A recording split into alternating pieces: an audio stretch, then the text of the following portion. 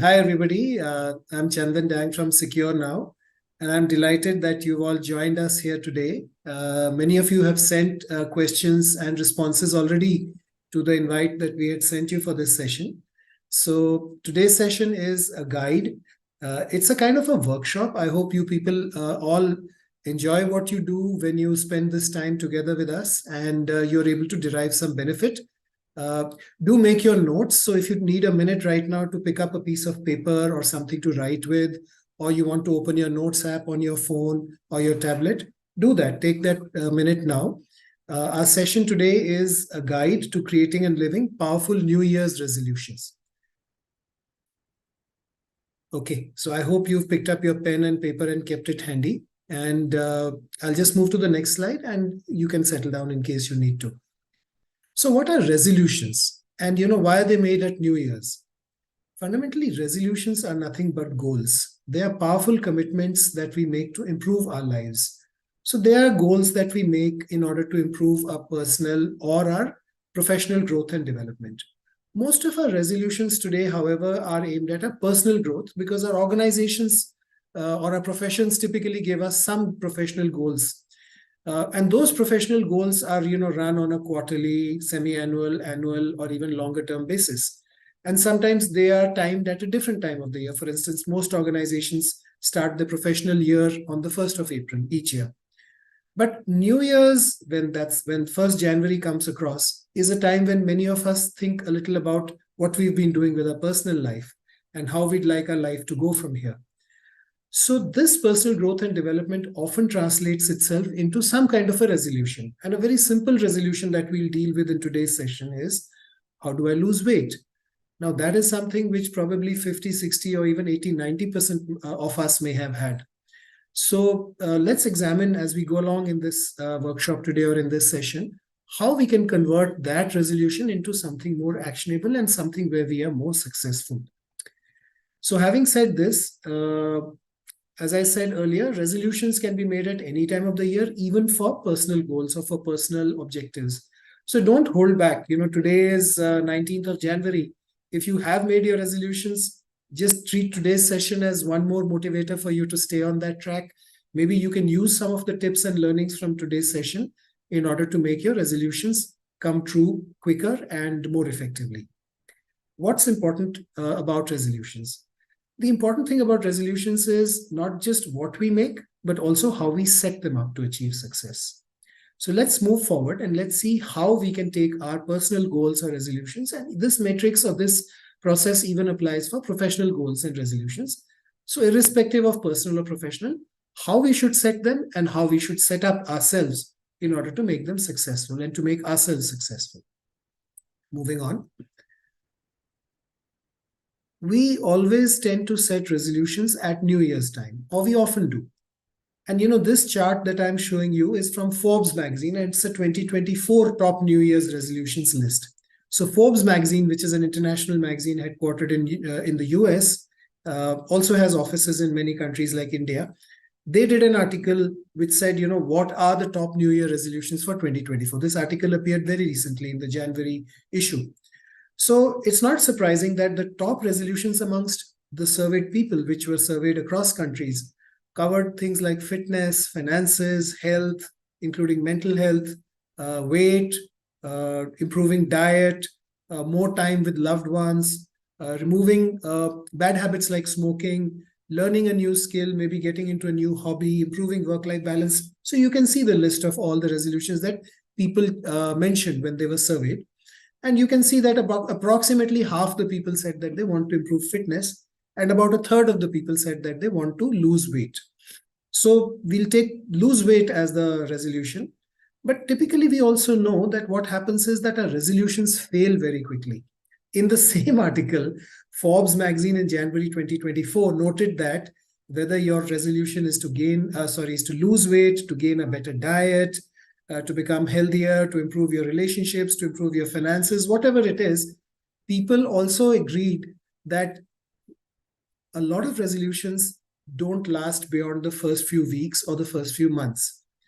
So the number of people who said that the resolution doesn't even last more than a month was about 8 to 9%. And then the number of people who, when surveyed, said that the resolution does not last beyond 3 months, or the follow-up on the resolution, the activity or the action on the resolution does not last more than 1 month, is more than half. If you look at the numbers I've highlighted, almost 53% of the people said that no resolution has lasted them more than 3 months. And if I take the cutoff as 4 months, 2/3 of the people, 65% of the people said that the resolutions don't last beyond 4 months. So this is quite incredible. We enter each year, we make resolutions, we have all the right intentions, we even put in effort. Why do we, sort of drop off? What goes wrong? Why don't we achieve what we wanted to achieve? And then why does it make its way back into next year's resolutions? Maybe with a little bit of frustration or a little bit of, unhappiness added this time. Let's see how we can break out of that trap and move forward. This slide really is telling us why a lot of people fail. What are the commonest reasons, why New Year's resolutions fail? Firstly, many times resolutions fail because we've not assessed our own values. What are values? Inner values and outer values are two kinds of values that most people who are well acquainted with this area mention. Inner values are the core values that we acquired as children from our parents, from the environment that we had around us, from our teachers, and maybe even from friends or other people that we looked up to. And I'll explain what kind of values are there as inner values. And then outer values are the ways we relate to the world, what kind of image we want to put up in front of the world. So this point really, that our goals don't last, or our activities or our actions towards our goals don't last because these activities and actions and goals are not well aligned with their values. This indicates that we should pick up areas for self-development which are aligned with our values. We'll do a little more thinking on this together, but just keep this point in mind. Secondly, even if our goals were aligned with values, we don't choose them appropriately well, and we don't define them in a way that helps us achieve those goals. So we need to choose and define our goals smartly. Choose them well and define them smartly. That's the second point here. And the third point is, we often don't make an appropriate and optimal action plan. So this is actually the most important. You can make your goals well aligned with your values. You can make them smart goals, and we'll understand how to make goals smart. But then action plan is an area where a lot of us fail. 95% or 99% of people stop taking action. But why do they stop? Is it that the intention was wrong? No, the intentions were right. The action plans may not have been set right. And then there are some tips and tricks in action plans also, which the experts teach us. And in today's webinar, I'll also share those tips and tricks with you. I have tried this process myself, not once, but several times. And believe me, if you follow some of these steps, you will be far more successful, far more quickly in achieving your objectives. So let's take a look at how these things work out well. Let's go point by point. So let's take all the 3 points one by one towards effectively setting and living your New Year's resolutions. The first point is, how do we align our goals with our values? How do we select goals which are well aligned with values? Let's take a look. As we said earlier, there are two types of values. There are inner core values.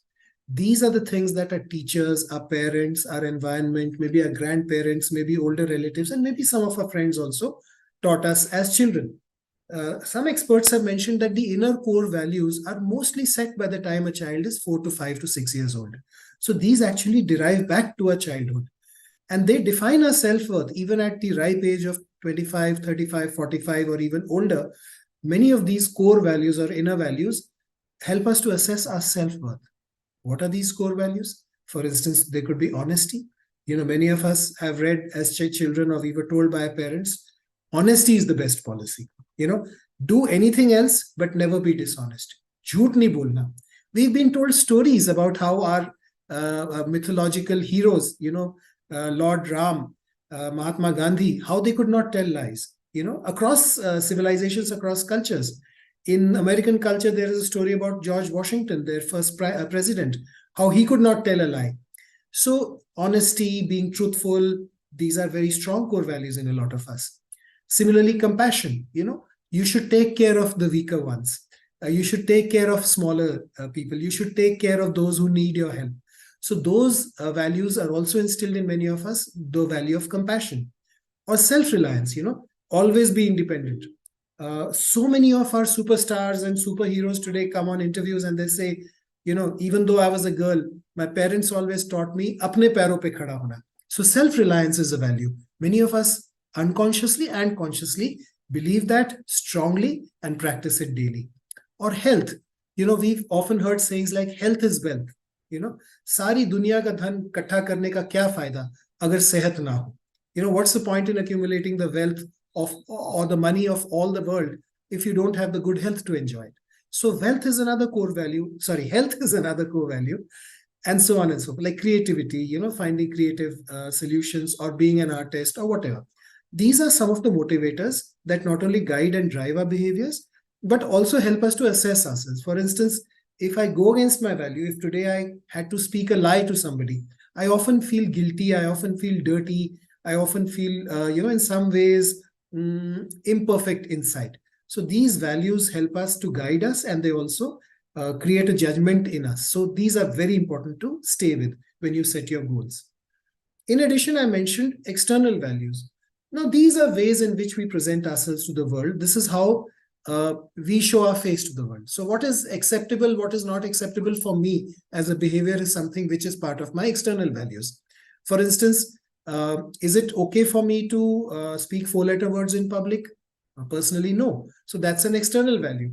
Is it important for me to seek help in case I'm stuck somewhere? It depends on my external value. Some people are okay with cooperating with others. Some people are okay with being independent. So that's again an external value. So whether you want to be a leader, you want to be the leader of the team, you want to be the leader of the organization, you want to be the leader of the family, or you're okay being a supporter and follower because you feel you can contribute more that way. Or what do you feel are your status symbols? What are the things you aspire? Do you aspire a certain watch or certain glasses or a certain house or a certain car? These are all part of our external values. Again, if there's conflict between the goals you select and the external values, it won't work. And I'll show you how. Just bear with me. Example of a failure of alignment of goal with value. For instance, health is a core value. Like I said, some people's parents and some of us have, always believed from our childhood that health is wealth. There is no bigger treasure than health. Now, if I set a desire to lose weight and align it with a crash diet, somebody tells me crash diet is one of the most effective and simplest way to lose weight. But as I go on that crash diet, which means I reduce my calories, I stop eating certain foods completely. In fact, I starve myself in order to lose weight. I find that I am getting mentally and physically stressed. I am feeling weak. I'm feeling low energy. I'm feeling listless. And my body is continuously signaling to me, to my mind, that there is something wrong. I'm not healthy. I'm not feeling strong. I'm not feeling fit. Immediately, there's a conflict with my core value of health. तो मेरी जो health की value है, जो मेरे अंदर एक health के लिए एक बहुत अहम जगह है, very important place in my heart or in my mental makeup for health, that place is getting conflicted. That place is getting violated. I'm feeling that while I'm doing something with the purpose is to lose weight. However, what's happening along the way, the process is conflicting with my inner value. So then what happened in this case? My weight loss resolution failed and I had to stop the crash diet. So selecting goals aligned with values is therefore very important. So I hope this little example of how you need to assess your values, what are your inner values, it's quite simple. Write down a few things that you believe in and which teach you how you've been leading your life. वो आपकी inner values है. Mainly inner value के साथ conflict ना हो. That is the way you should select your goal. So whenever you have a goal in mind, something looks attractive to you. Like you may say that I want to double my income this year, or I want to start leading a team. Now there would be some action plan. Make sure that the goal and the action plan don't conflict with your value. For instance, if your value is honesty, then I can tell you that if you choose dishonest methods to try and increase your income, there will be a huge conflict. Either you will always feel guilty or you will actually create a situation wherein your plan will collapse or you'll be found out. So in those ways, you will self-sabotage, and that self-sabotage will lead to the failure of your resolution or your goal. So I hope that these two examples help you to understand this alignment issue, how your inner value, which are very simple, and your goal should match. Second, the second point that we had was choosing the right resolutions and goals. If you remember, we had said that you have to choose and define your goals carefully. Now, what are the areas where you can choose goals for personal goals? This is not for professional goals because we are talking of resolutions. So choosing the right resolutions, which are normally personal goals, you typically should choose from one of 4 to 6 areas. The basic areas that we normally look at, all of us, and what studies have shown, experts have shown, is that we look at resolutions in the area of health. Like we saw in the Forbes graph on one of the early slides, we'd seen that most people are talking about better fitness, mental health, losing weight, better diet. So these are things, more exercise. These are resolutions that many of us set up, which all fall in the area of health. And that's a valid area.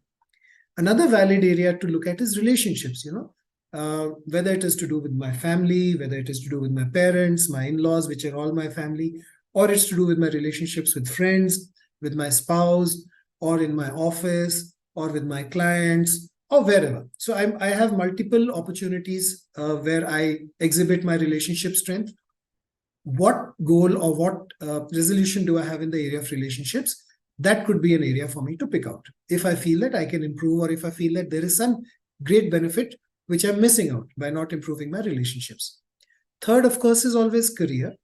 Career and money are quite closely interlinked, but you may have separate goals in career and in money, or there may be a single goal which merges your career growth with your money growth, because many times these come together. So these are 4 basic areas. Sometimes people call them HRCM. So that's a good way to remember: health, relationships, career, and money. But there is also an area of spirituality. A lot of us are spiritual, we have spiritual values, and we would like to explore that, develop that, become a little better in areas of spirituality. Maybe it is about doing some spiritual practices every day. Maybe it is about donating. Maybe it is about helping, donating your time, donating your expertise, donating money, whatever it is. You decide if spirituality has meaning in your life, or it can be an area of a resolution. Choose spirituality. Then there's one more area called adventure. So adventure and spirituality are 2 additional areas which you can choose apart from HRCM, which is health, relationships, career, money. So then all put together, they become HRCMAS. Adventure means like maybe travel is something I'm interested in. Maybe trekking. I don't know, maybe snorkeling. Like our Prime Minister went snorkeling in Lakshadweep recently. He must have had an adventurous streak in him. I'm sure he has. So this is part of what you can set as a resolution, that this year I will learn swimming, or this year I will go for a deep sea diving course, or this year I will do the Everest base camp trek. These can be part of your adventure goals.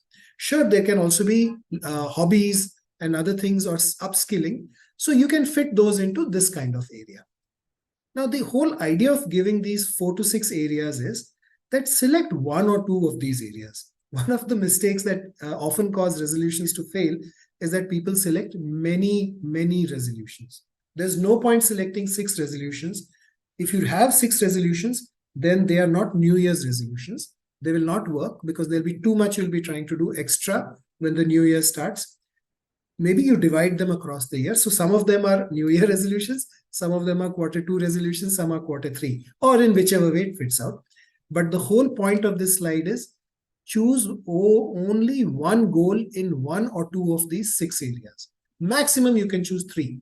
So you can have health, relationships, career, money, adventure, spirituality. Choose 1 or 2. Maximum 3. Let's say you choose health and career and spirituality. If you've taken 3, or maybe choose 2, and then have 1 goal. And today we'll talk more about how we try and achieve a resolution that's based in the health part of this circle. Okay? So that's one point. Make sure you have limited number and limited areas in which you want to choose. Choose 2 or 3 areas at most. Choose 1 goal in an area for now. Once that goal is achieved, then you move to other goals which you may have on your long list of resolutions. But don't try and do too much at one time. The second thing was not just choosing the right resolutions, but also defining them. Now, what did we mean by defining them? And here's where I want to introduce a very important and powerful concept called SMART goals, or SMART resolutions. So SMART is an acronym. The S stands for specific, the M stands for measurable, A is attainable, R is relevant, T is time bound. तो इसका क्या मतलब होता है? How do I make sure that, whatever, एक तरफ तो हम goals की बात कर रहे हैं, फिर हम ये सब ला रहे हैं सामने. How does this fit in? So this whole, the next section is about how we take a simple resolution and we make it SMART. But let's understand more about SMART.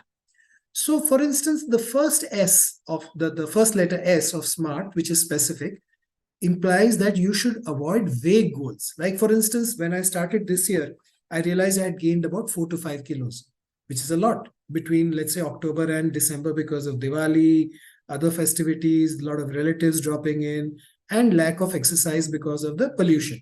So I realized I'm 4 to 5 kilos overweight. Now I could either choose a goal like lose weight quickly. Health is my core value. So losing weight, coming back to a healthy weight fits in my core value. Us मामले में I'm good. But is it the right way to define this goal? I've chosen a goal. It fits with my value. But now I have to make it smart. I have to make sure that I achieve the goal. So a vague statement like lose weight quickly, because how much weight? How? In how much time? Those are obvious questions. And what is the process, which is the same as saying how? How do I lose that weight? That's what the SMART goal framework will help me to define and to lay down. So the first S is specific, so avoid vagueness. The second letter M is for measurable. And it's important to measure. Now, in a goal like weight or in a goal like career or money, you can measure. Even in a goal like relationships, there are ways to measure. You can take feedback from the person with whom you're trying to improve the relationship. So find a way to measure, because Pearson's law, and I've written this as Pearson, there was a famous expert called Pearson. Pearson said that जो चीज आप measure करोगे वही improve होगी. If you don't measure, you don't improve, no matter how much effort you put in. That's unfortunately a human failing.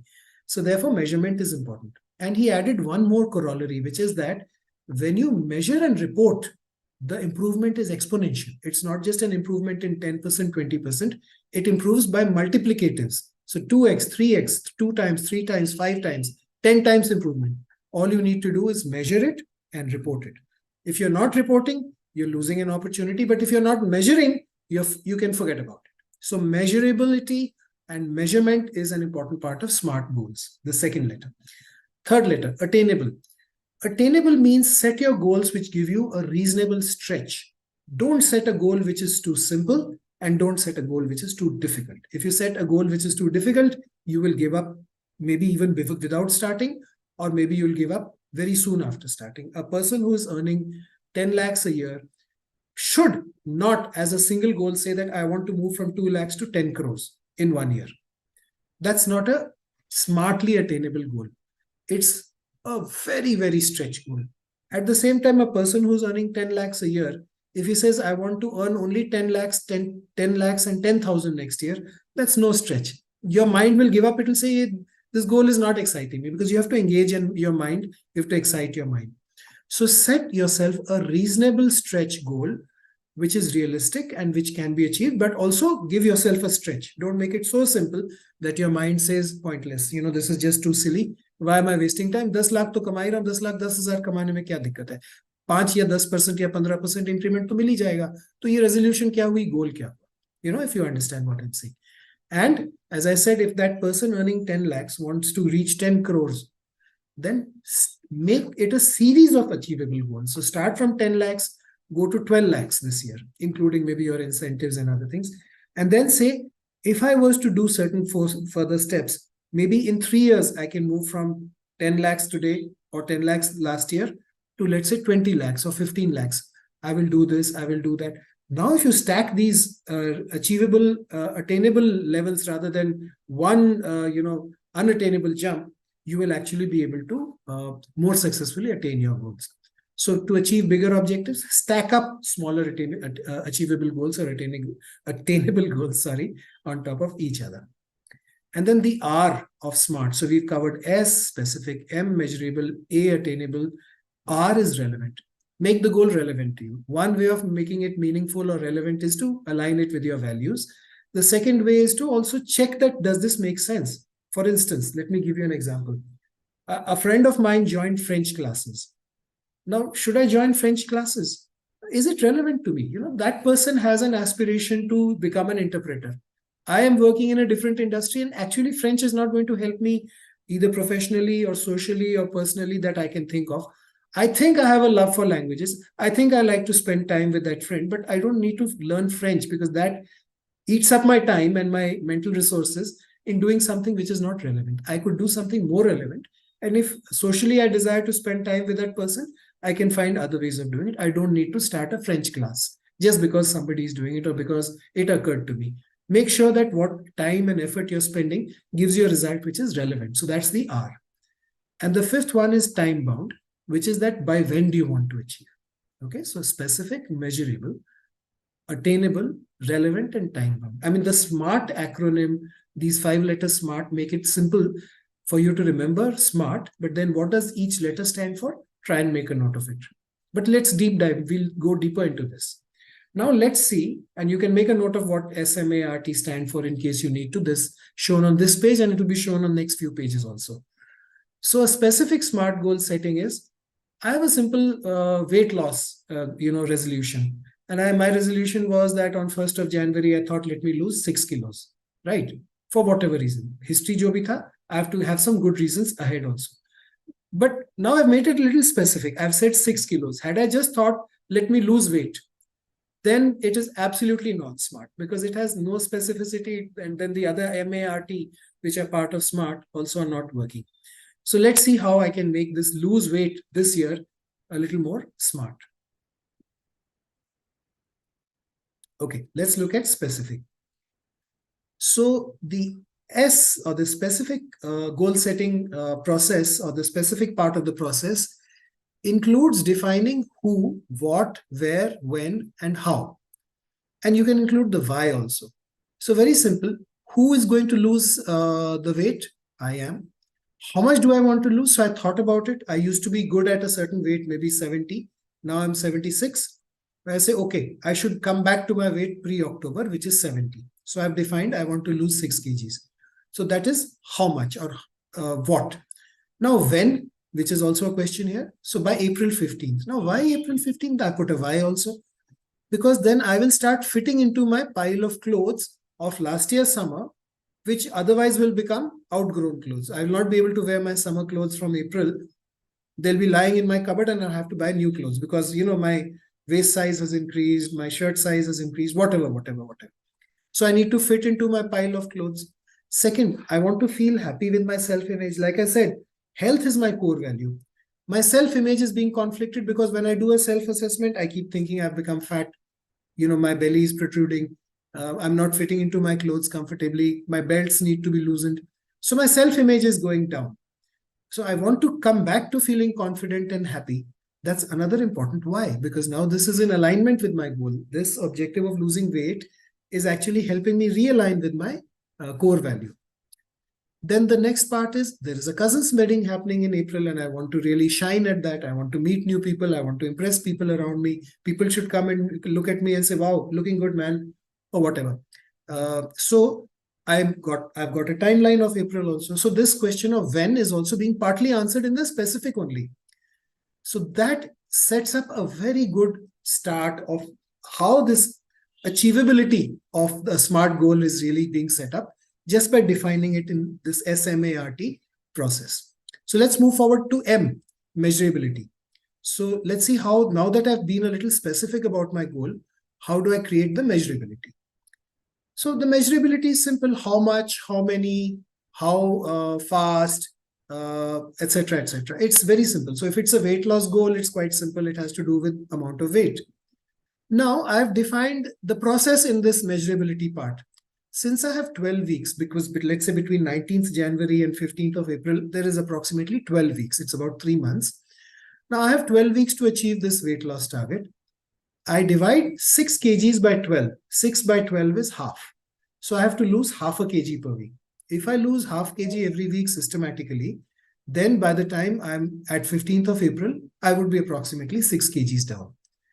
Then I look at how to lose weight. So I do a little bit of reading and I realize that 1 kg of weight gained is when I eat 7,000 calories extra, or I shed 7,000 calories less, which means I haven't exercised.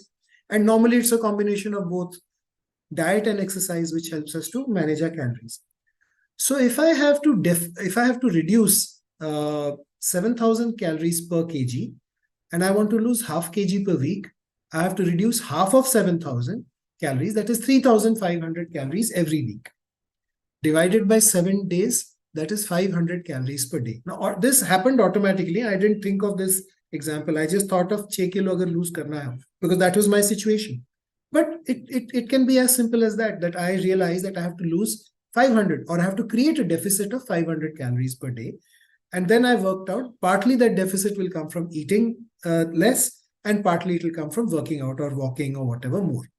So I then did some numbers, and I realized that if I walk 3 kilometers, I burn 200 calories. Roughly, the internet told me that if I walk about 1.5 kilometers, that's a 100 calorie loss.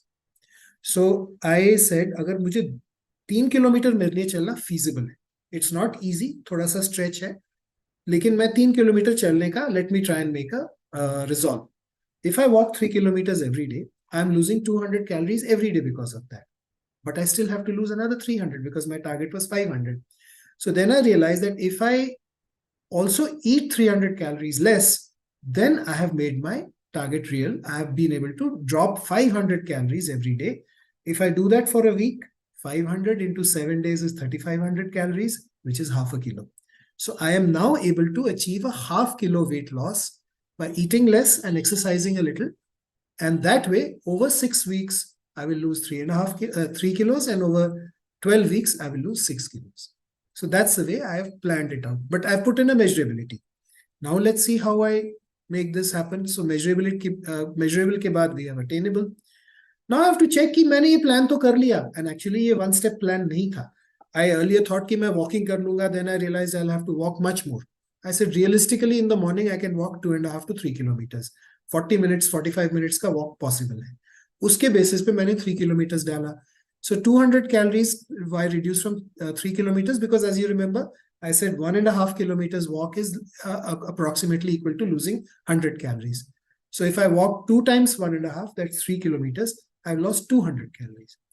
And then to eat 300 calories less a day, I realized that all through winter, I've been eating sweets, I've been eating samosas, kachoris, laddus almost every day, parathas, etc. So then I did, again, a little bit of net research. This took me about 15 minutes. It's not that I had to spend a lot of time, but it took me 10-15 minutes all in all, because I got the list of calories by food item very simply when I just Googled it. I got the amount of walking you have to do to lose 100 calories very simply because I just Googled it. And I first of all said, Google ke how to lose weight. So Google ne hi bata diya ki you can walk or you can exercise and you can eat less. This tarike. That's why they made a combo of both of them. So I then discovered that if I just reduce, I don't eat one samosa, one kachori, or that handful of namkeen that I had started eating every day after going home from office. If I just avoid that and I go straight for dinner, I have already reduced about 250 calories more. And then if I stop taking sugar in my tea and coffee and assume I drink 2 to 3 cups of tea in a day, 50 calories to sugar ki ho jati hai. If I take about 6 teaspoonfuls or 5 teaspoonfuls of sugar, and that itself will drop me about 50 calories. So ye 250 from fried food and ye 50 from sugar, that's 300. So 300 down on eating, 200 down on walking, that's a total of 500. So that is how this becomes measurable and attainable. And then I move forward to relevant. Of course, it's relevant for me to lose the weight. I already mentioned when I was making it specific that there is a meaning in my life. It is relevant because I have to fit into my clothes. I can buy new clothes which make me feel good. I can attend the wedding where people will sort of, remark positively on my appearance. And I could even meet people and shine and make friends. So you've made it SMAR. And now we have to make it time bound. So time bound comes by looking at 15th April, and I can also set a time for my daily walk. So to summarize, the SMART 5 aspects of the goal are now incorporated in this statement, which is the SMART goal statement, which is that I will lose 6 kg by 15th April. That's who is going to lose, how much will it be lost, by when will it be lost, what will be the outcome. So I will reach a target weight of 70 kg by losing half a kg per week from today onwards.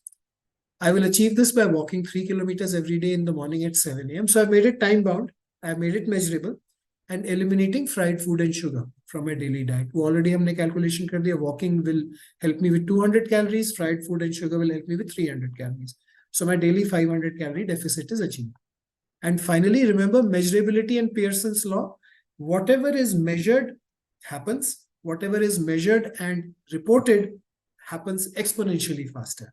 So if I measure my weight weekly, which means I log it, I create a logbook, and I share it with XYZ, whoever it is, my well-wisher, could be my family member, my spouse, my friend, my parent, my child, whoever is my well-wisher.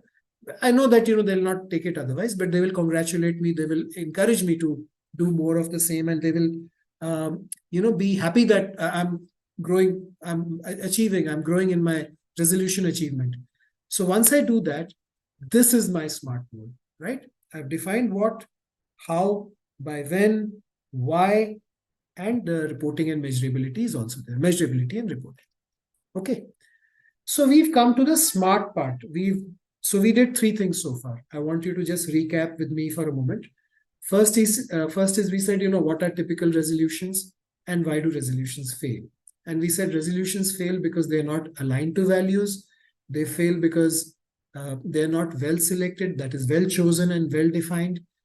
And the third we said is that they often don't have an optimal action plan. So we've already covered the first 2. That means we made sure that we chose resolutions that are in alignment with the value. For this example, health is my core value. I chose a resolution that would allow me to lose weight and come back to better health, better fitness. The second thing I did was, health was one area. I chose one goal in the health area. So I have one action point, and it gives me more control, more focus, because I'm not diverting my time and energy. I made sure it is relevant and I'm not taking too many goals. And then I defined it properly by making it into a SMART goal, which we saw on the previous slide, which is this. So we've done 2 out of 3. Now the third and the last one is, how do we create an effective action plan?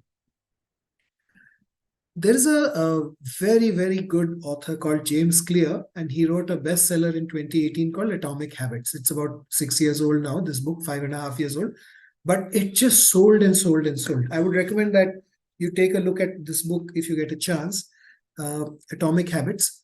But he split the whole, process of getting to a goal or achieving or changing a habit, an existing habit, into 4 actions or 4 areas. The first area he called is the cue. He called it the first law, so I'm just using his terminology.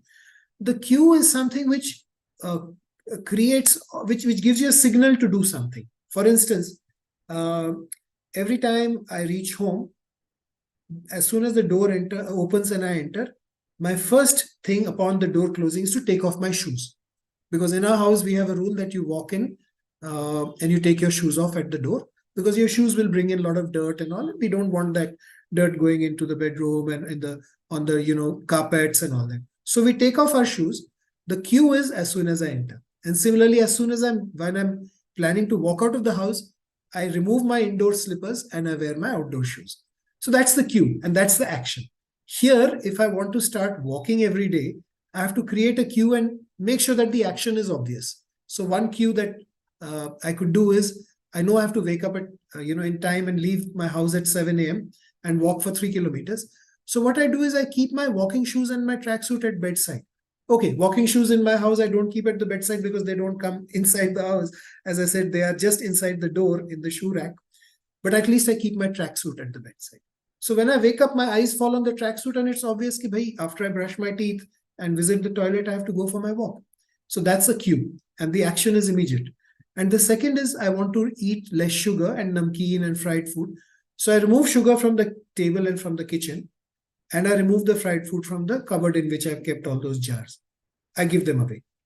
I've removed the cue. In the first case, I've created a cue of keeping the tracksuit near my bedside. In the second case, I've removed the cue.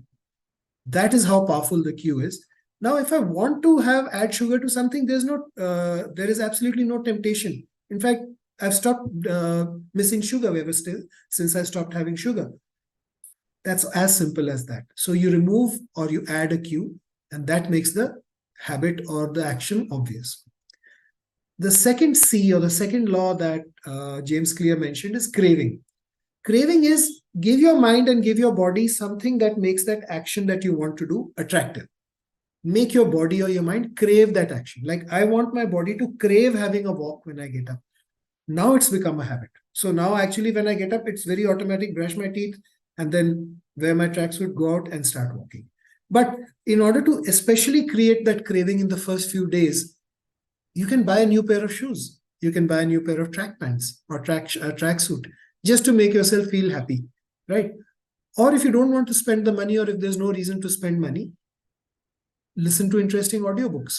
Try and create some interesting playlist in your music app so that you can listen to that, and that itself gives you the motivation to leave the house, be up by yourself and walk. Or if for you solitary walking or solo walking is not the thing, find some friends.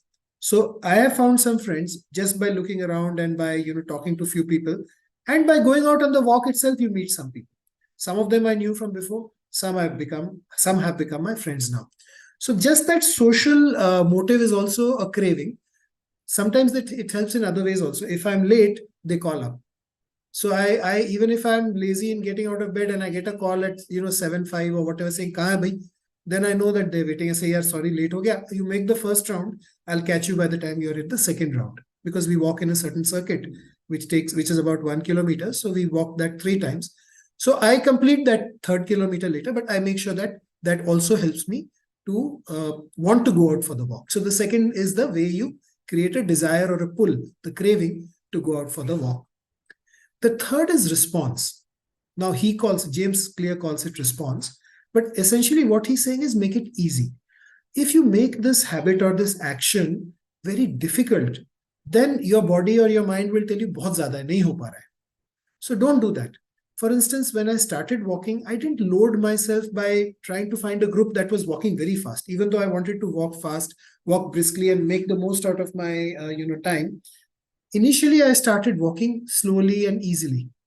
Over the first few days, I found people, and then gradually our pace matched. But I started by walking at a very comfortable pace. I started by walking less than that 3 kilometers in case I felt that 1.5-2 kilometre में ही हो गया. I said no worries. या 1 kilometre में भी हो गया, no worries. Today I'll walk one. Tomorrow I'll go for the second round. First round हो गया, come back home if you feel that is enough. So gradually build it up. Make it easy. Sometimes you have to make it so easy that it's almost childish. And then your brain says, yeah, chalo kar lete hai yaar, itna to ho hi jayega. And the other thing I did is I didn't set a time of 5:30 in the morning. I set a time of 7, because I know these days it's not hot at 7 in the morning. In peak summer, it can get quite hot. If you start walking at 7 and you finish at 7:45, almost the sun is out, very strongly by that time. But now in winter, you can easily leave at 7. It's neither too early, and you can be back and dress up and leave for work. So making it easy is the part of the third cue or the third law. And the fourth law is reward. This is actually very, very, very important. You can do the first 3 very well. If you miss the fourth one, then you might lose at least 50% of your effectiveness. So what does the law of reward say? It says that whatever action you have taken, make it satisfying, reward yourself in some way. Even if it's by smiling and sort of just, pretending to smile, even if you don't feel like smiling, just smile. Your mind will think that something good has happened, and that will become a reward. You can also reward yourself in other ways. For instance, ways to physically reward yourself are to buy a new tracksuit. Like I said, I didn't buy a new tracksuit at the start, but I promised that if I keep walking for a month, then I'll buy a new pair of tracksuit or a new set of tracks or a new pair of shoes or whatever. The third is that you can even celebrate. Like this week, we walked a total of, let's say, 21 kilometers. And some of us are wearing smartwatches. So we were measuring, and the first one who hit 21, he said, boss, mera ho gaya target. And everybody said, well done, well done. And it motivated the others also, even though it's a very small thing. You might say, well done, ye kya hai? But these small rewards, these small motivators help you a long way. So make sure you reward yourself. You can celebrate with well-wishers, with your friends and all that.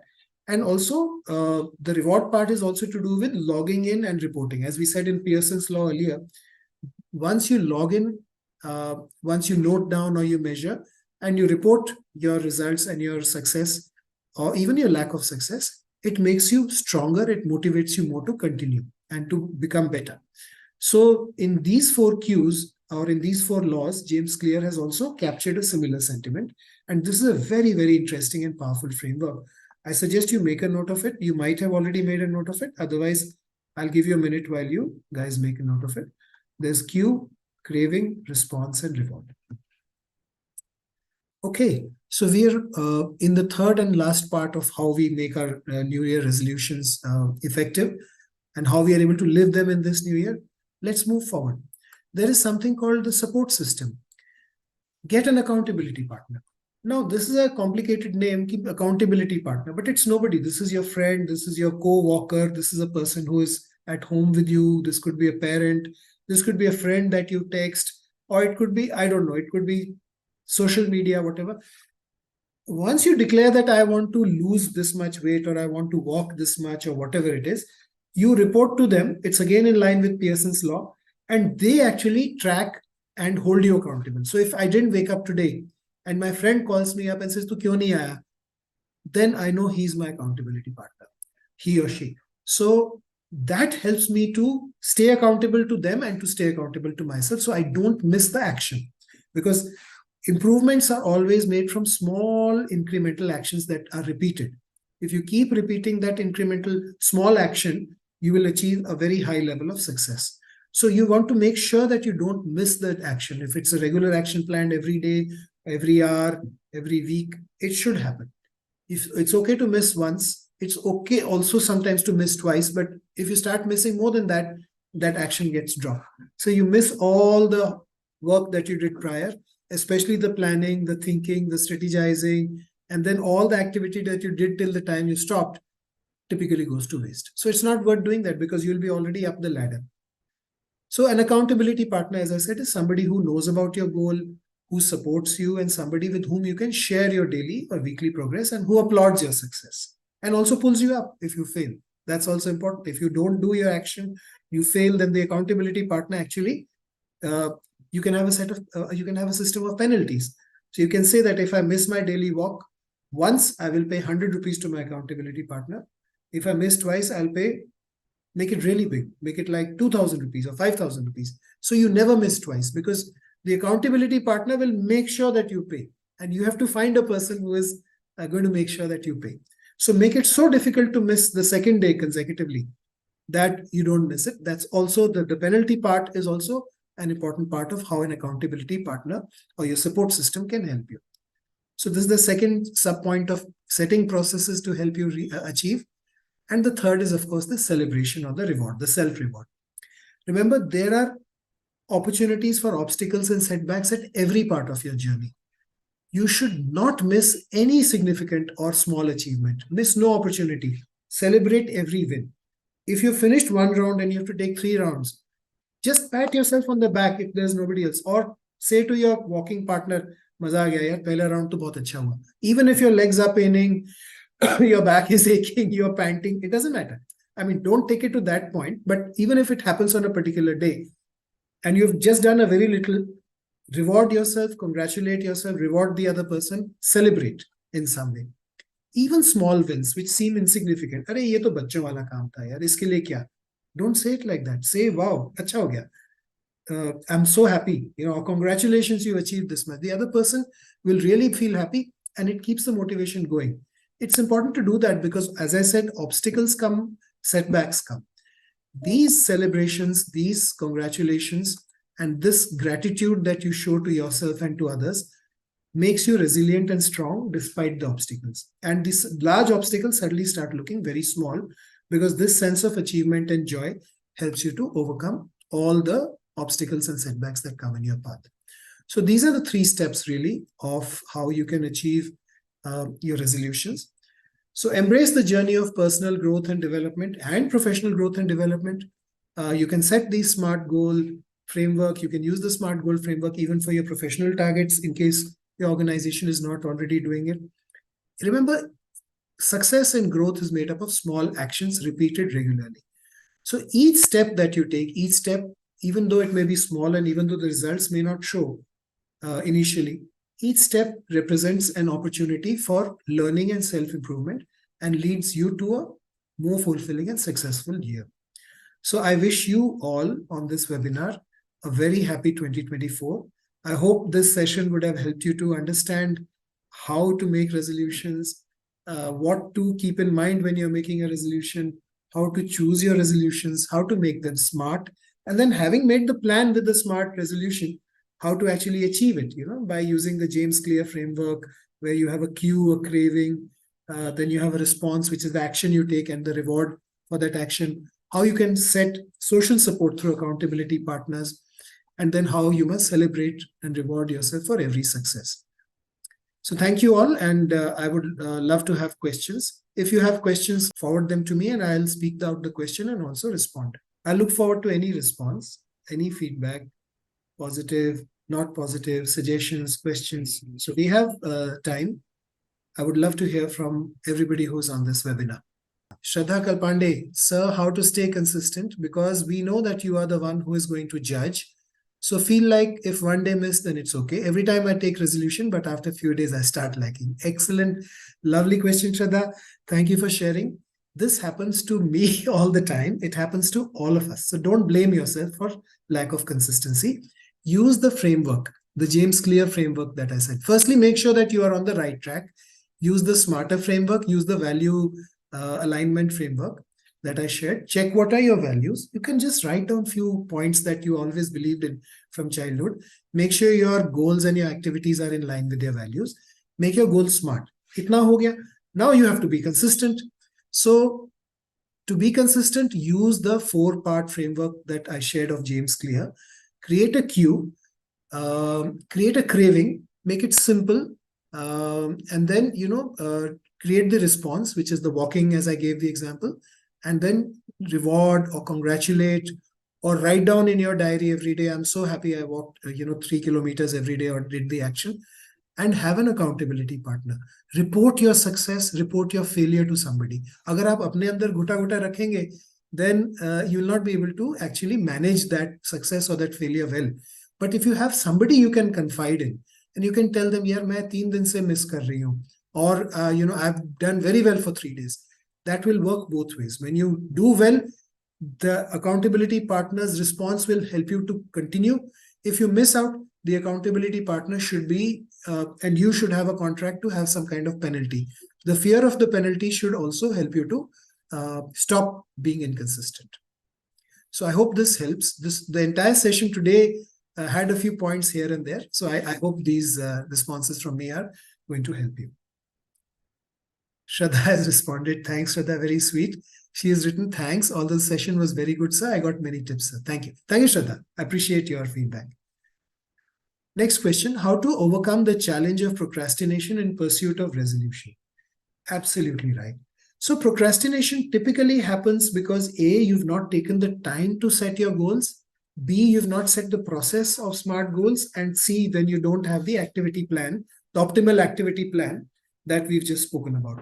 So if you do A, B, and C, firstly, sit down and assess what are your values. If you just put down 4 values, like for me, I'll say health, honesty, helping, and being compassionate. These are some of my values. And achievement, these are some of the values. So agar main uske saath, if I evaluate my life and I say, where am I doing well? Career mein, ya health mein, ya relationships mein, money mein, adventure mein, ya spirituality mein. Let's say I take that HRCM-AS framework and I say that here, I could do better on health, this I could do, career, this I could do, money, this I could do, and so on. Once I've listed out those areas and I make some goals, choose 1 or 2 goals, make them a SMART goal, put on the activity plan, you will automatically knock off procrastination because you would have invested so much and your mind and body would have become so interested in the work that you're doing to help yourself. Your procrastination will go away to start with. And then as you continue, follow the tips that I gave to Shraddha also, which are the James Clear tips, and have an accountability partner. 99.999% I can tell you, 100% to kuch nahi hota zindagi mein, but at least 99% I can tell you, if not 100%, you will be able to overcome procrastination. How to stay committed when facing fear of failure or unexpected setbacks? Start this process from the beginning. Examine your values. If you believe that your values are the ones that you've uncovered are your true values, fear of failure come ho jata because the values are things that you measure yourself with. As I said, we measure ourselves by a core value. On a day when I spoke lies, I automatically feel small. I feel guilty because honesty is one of my core values. Or if I started a crash diet and I know that health is a core value, I know I'm violating my health. So wahin se fear of failure khatam ho jata if I do something healthy, if I do something honest. that helps to immediately avoid the first parts or the first entry of a fear of failure.